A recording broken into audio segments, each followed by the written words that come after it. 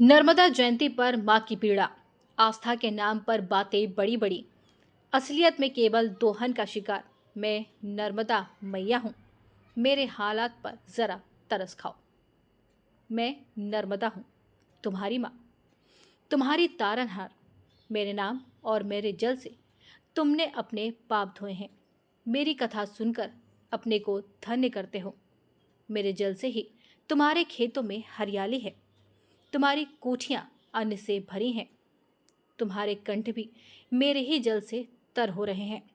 लेकिन अफसोस, मुझे तुमको अपना बेटा कहने में शर्म आती है। क्या यही धर्म है तुम्हारा? क्या यही कर्तव्य है? अपनी माँ के आंचल को मेला करने वाले भी तुम ही हो।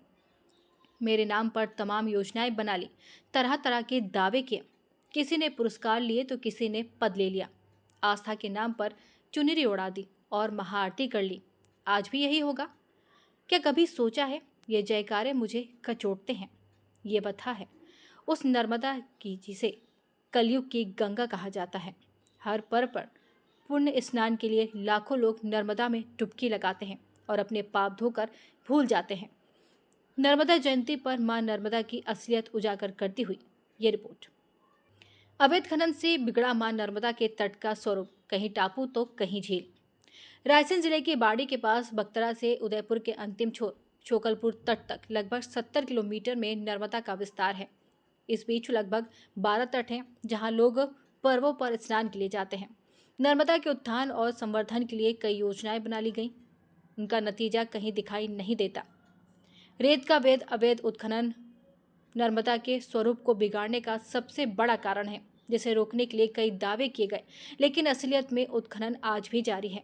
नर्मदा के कछार का कटाव रोकने के लिए पौधारोपण की बड़ी योजना बनी, जिस पर काम भी हुआ, लेकिन नजर नहीं आता। नर्मदा जल सफाई के लिए कई बार सरकार और सामाजिक संगठनों ने योजनाएं बनाई, लेकिन तटों पर साकार होते हुए दिखाई नहीं दी। नतीजा यह है कि आज भी नर्मदा के तट गंदगी से पटे हैं। बेतरतीब उत्खनन से नदी का स्वरूप बिगड़ गया है।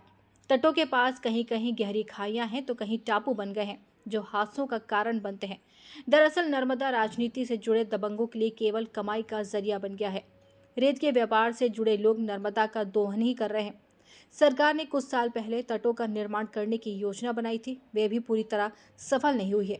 उत्खनन को रोकने के नाम पर केवल औपचारिकता ही होती रहती है।